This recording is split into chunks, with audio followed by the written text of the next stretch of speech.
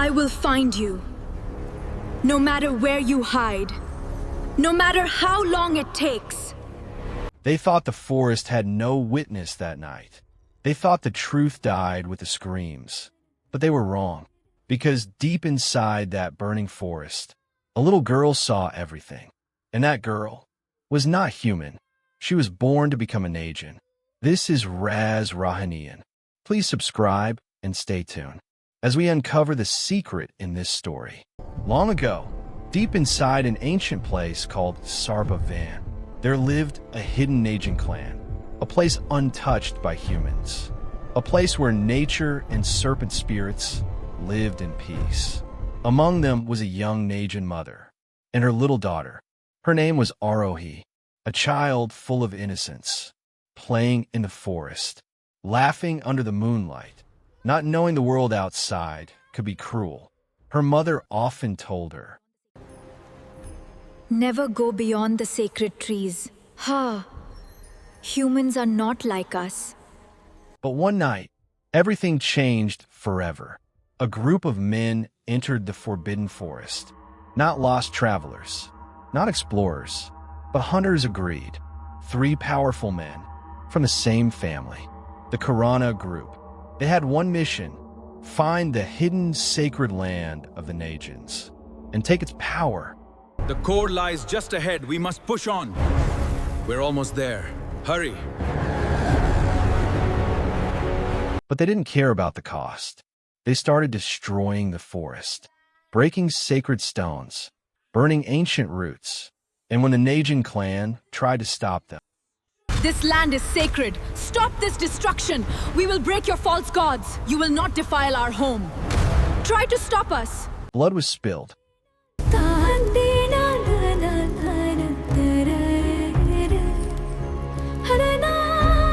The forest turned into chaos. Screams filled the night. Fire covered the trees.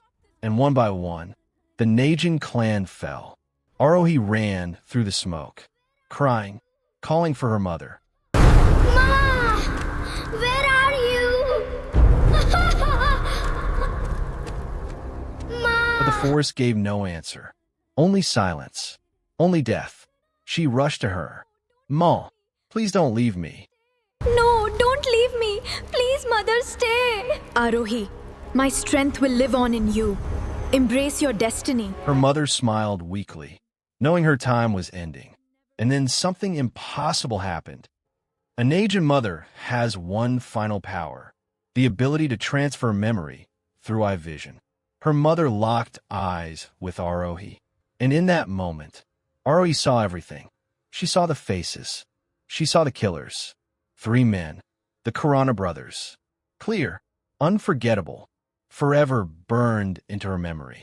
Her mother whispered with her last breath, Never forget them. And never forgive them. Then her hand slowly fell. Silence. Her mother was gone. Something inside Aarohi broke, but something else awakened. Her eyes began to glow. Golden light, ancient power. The blood of Naagin spirit fully activated for the first time. The forest reacted. Wind stopped. Fire slowed. Even nature felt her transformation. She looked at her mother's body and made a promise. Her voice was no longer that of a child. It was something deeper, older, stronger. I will find you, no matter where you hide, no matter how long it takes. A tear fell from her eye, but her heart was no longer soft. Years passed. The forest became silent. The world moved on. And the truth of that night was buried under wealth, power, and time. But revenge does not forget. It waits. Mumbai City, loud, modern, powerful, and full of secrets. A young woman walks through the city. Calm face, sharp eyes. No one knows her past. No one knows her pain. Her name is still Aarohi, but she's no longer a child. She's something else now. A hunter, a Naagin awakened. Aarohi has spent weeks searching, studying names, tracking families, following old business records. And finally, she finds them. The Karana family, now powerful businessmen, living rich lives. smiling in public, hiding blood in their past. But there is more. They have 4 brothers: Karan, Vikram, Vahan, Arjun. 3 of them were directly involved in the massacre. One of them is different, kind, peaceful, unknown to what his brothers did. His name is Arjun Karana. Aarohi stands alone at night, looking at their mansion on a screen. Her eyes glow slightly. Her voice is calm, but deadly. 3 lives, 1 family, and 1 mission. I will enter their home and uncover the truth from within. And she makes her decision. I will enter their home and destroy them from inside. That night, a new identity is born. A new woman enters Mumbai society, and the Karana family has no idea. The daughter of the forest they destroyed is already on her way into their home. They killed her mother. They destroyed her clan. But what they didn't know was, they didn't just create an enemy. They created a Naagin who would live inside their house and smile while planning their downfall. They say fate has many paths, but some paths are written in fire and disguised as love, because sometimes the person you fall for is standing inside your enemy's bloodline. And Aarohi was about to walk straight into it. It was a quiet evening in Mumbai, a luxury restaurant, soft music, warm lights, a world far away from pain and closer to illusion. Aarohi sat alone, calm, elegant, unknown, and then he arrived. Arjun Karana, confident, polished, gentle eyes, a man who carried power, but not cruelty. Their eyes met, and something stopped. Not time, but destiny. Arjun felt it instantly, like he had known her before this life. And for the first time in his world of logic, he lost control. He walked toward her table, not as a businessman, but as a man drawn by something he couldn't explain. "Can I sit here?" he asked softly. Aarohi looked at him, and for a brief moment, the forest flickered in her memory. But she hid it and nodded. That night, they talked about life, about silence, about pain that doesn't have words. And Arjun fell in love, not slowly, not carefully, but completely. Days became meetings. Meetings became evenings. Evenings became something deeper. Arjun would wait for her. Aarohi would always arrive calm, unreadable. But something was changing inside her plan, because love was not part of revenge, and that made it dangerous. One night, Mumbai's skyline glowing behind them, Arjun stood in front of her. No crowd, no noise, just truth. I don't want a future where you are not in it. He knelt and proposed. Aarohi froze. For the first time, her control cracked slightly, because this was not part of the plan. But she smiled, a smile he believed was love, but was actually something else hiding behind it. And she said yes. The engagement was announced. Mumbai elite celebrated. Photos, headlines, luxury, power. And then the invitation came. "Bring her home," Vikram said. Arjun was excited, proud, certain. He was introducing Aarohi to his family. Without knowing, he was opening the gates of destiny. Aarohi stepped into the Karana mansion for the first time. Golden lights, cold marble, perfect smiles.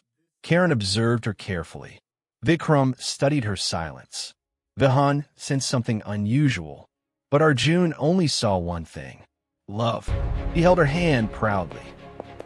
This is Aarohi, He said, and for the first time, she stood inside the enemy's kingdom, not as a stranger, but as family. That night, alone in her room, Aarohi looked into the mirror, half light, half shadow. Her eyes flickered golden for a second. A male voice came from her. I entered, not as a guest, but as destiny. He fell in love at first sight.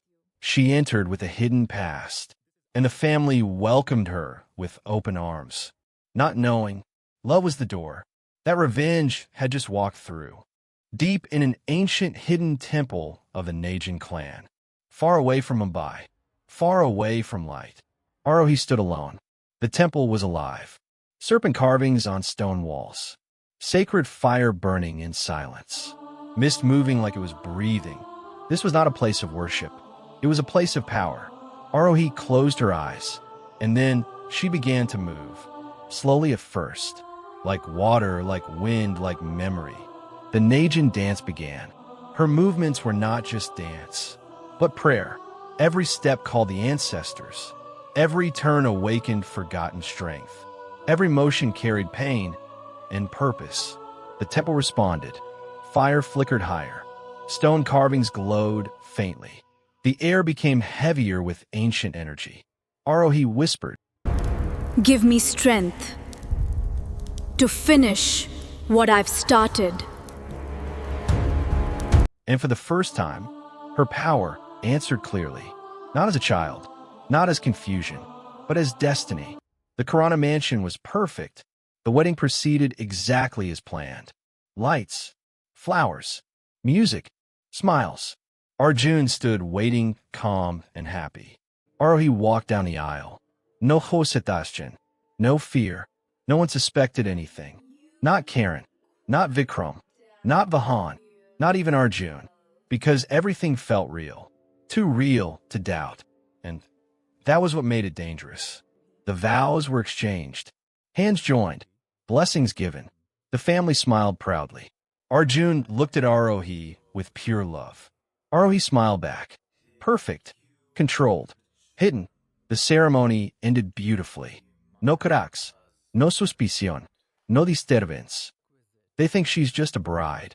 Inside the Karana house. But she's not. She entered for revenge. And now she's living among them. Smiling. Watching. Waiting. Because the moment they trust her completely, everything will fall apart. If you've reached this far, you're already in the story.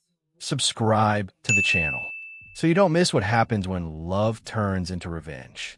And comment below, will Aarohi choose love or revenge?